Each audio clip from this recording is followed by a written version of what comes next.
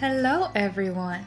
It finally happened. I found the first snowdrops, crocuses, and other signs of spring this week. Seeing the neighborhood lawns and forest trails light up with flashes of color is one of those magical things we get to experience every year, and I'm so grateful for it. I'm in a strange transitioning time right now, and I feel like God sent me this weather to lift my spirits. I have been spending the mornings drinking coffee on the balcony again, on my little wooden chair, cozied up and enjoying my last 2 weeks in this space. I had a very moving phone call with a dear friend today, who's also going through a lot at this moment. She very sweetly asked me how I managed to meet life with such deep trust that everything always works out in the end. I was so moved by this, as it is a huge compliment to me. I worked on growing this trust for a long time, and it means a lot to me to be seen as someone positive and optimistic by the people I love, especially as I have been struggling through anxiety for a lot of my life. So I wanted to share a bit about how I cultivate a life of peace and trust, and maybe give someone who might watch this video a gentle reminder of their strength.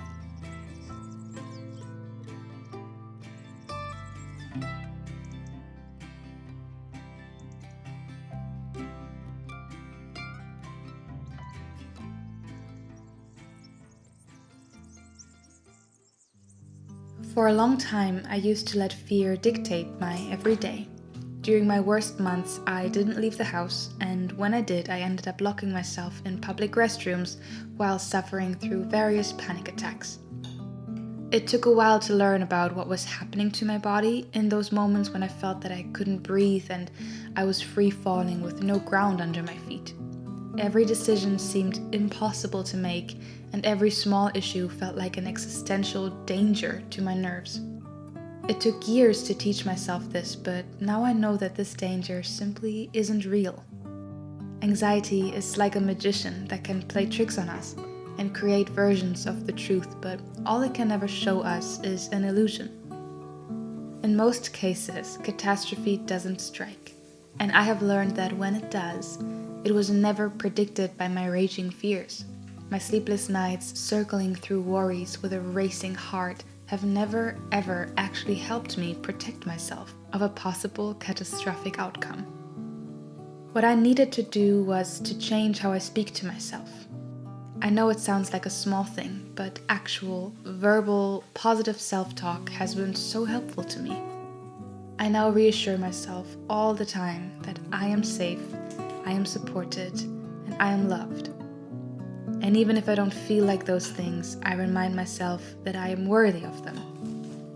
Whenever I begin to feel overwhelmed and my breathing gets harder, I step back and assure myself of these things.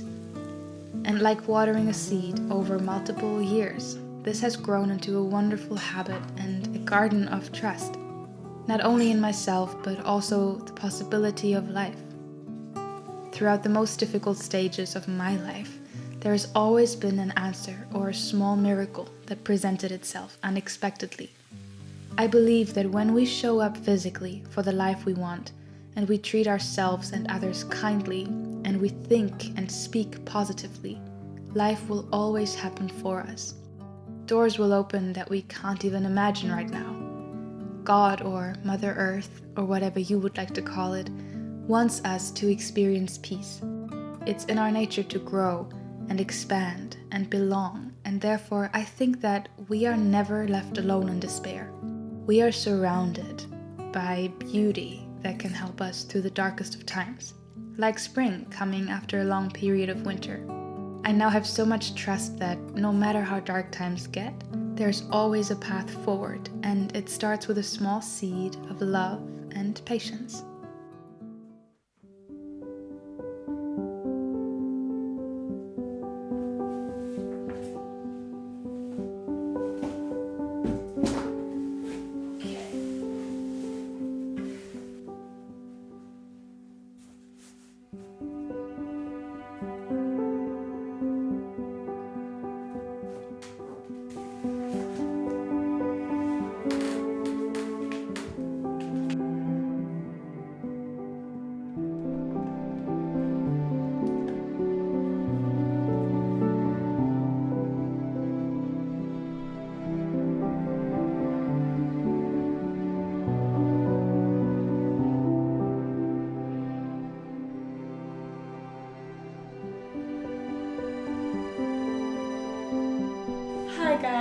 My life is a mess. Everything is a mess. This living room, this whole apartment, me. But I'm doing something today that I have been procrastinating so flippin' long.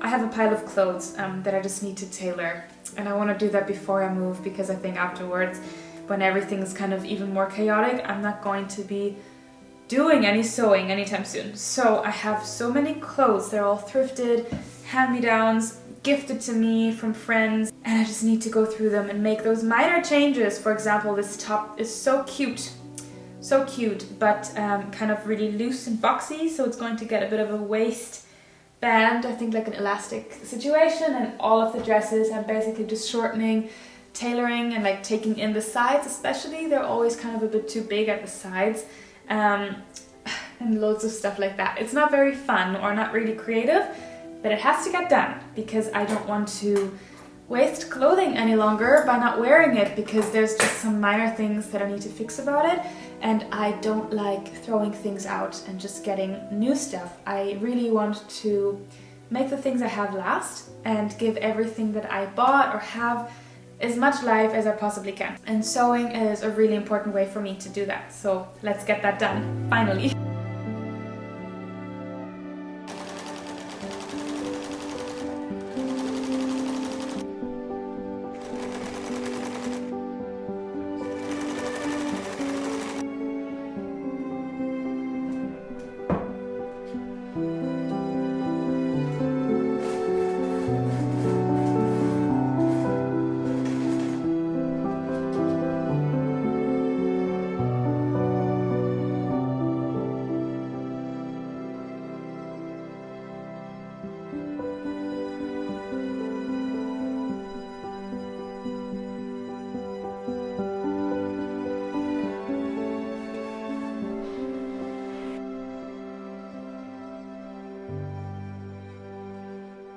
Hello you guys, how are you all today? I am having the weirdest time ever at the moment. It's so strange.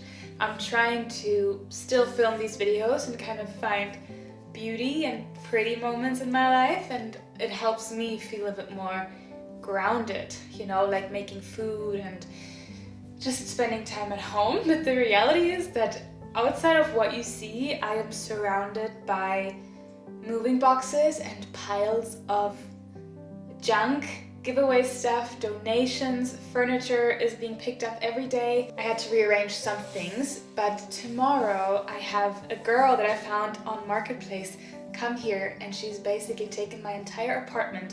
I had different plans, and I was very stressed last week because I had no idea how to get rid of all of my furniture, and I was so lucky that I inserted a kitchen unit. And she replied to the insert, she came to view it, and then we got talking, and she was like, well, I'm moving into a completely empty apartment and I have nothing, so I will take anything you have. And then we just went around and she ended up buying everything.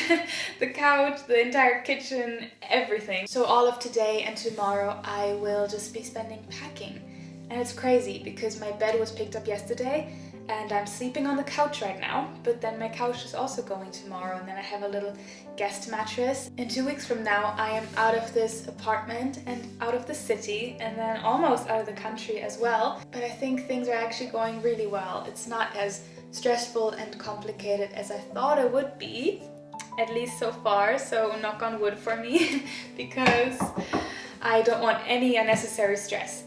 But right now things are going well. In this weird time of my life, I'm just trying to spend as much time as I can with the friends I have here, because that's honestly the biggest gift that this city has brought me, and the amazing people I met. And while I used to think I want to live in a city and focus on my career and do so many big things, the true blessing I have in my life at this point is my friendships, because I was such a lonely kid. I was so introverted, and I don't know, I just always felt like I didn't belong, and I felt so lost. And the last 2 years living here, I found incredible people. So the next 2 weeks, I will be trying to see them as much as possible, and then I'll be gone soon. But it feels amazing, and every free moment I have at the moment here, I just spent making videos and painting, because a big goal of mine is to make kind of a art collection one day that's inspired by the life I dream of, like the simple cottage life. And right now painting every day really helps me to feel like I'm already living in this space. Even though it's not physically there yet, I spend so much time envisioning the future and dreaming of the countryside. And I don't know if you guys can understand this, but I think you do. Many of us move to the city when we're younger because we have these dreams of pursuing ourselves and our careers. And then I think there's a little bit of a shift where we're like, wow, maybe there's something really special about being in nature and not participating in all of this. And I just had a phone call with a friend and we talked about that rat race of working a job that you don't love, that you don't feel passionate about, or rather a job that you don't even like, and then how hard it can feel to have to sustain a life financially that doesn't feel fulfilling. And the only way to do that is to keep working a job that you don't like.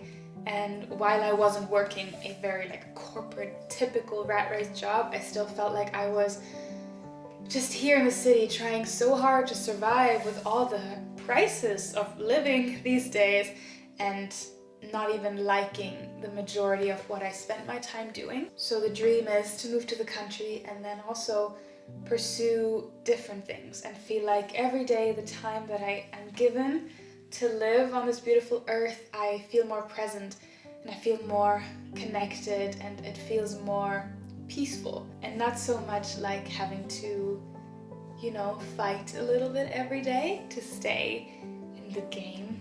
And maybe if you're working a job like that that's very high intensity, you could understand what I'm talking about. Life feels so chaotic at the moment, but also really special and beautiful, and I'm having so much fun documenting it. I think also for my future self, but also for you guys. So thank you so much for being here, and I wish you the most beautiful day whenever you guys see this.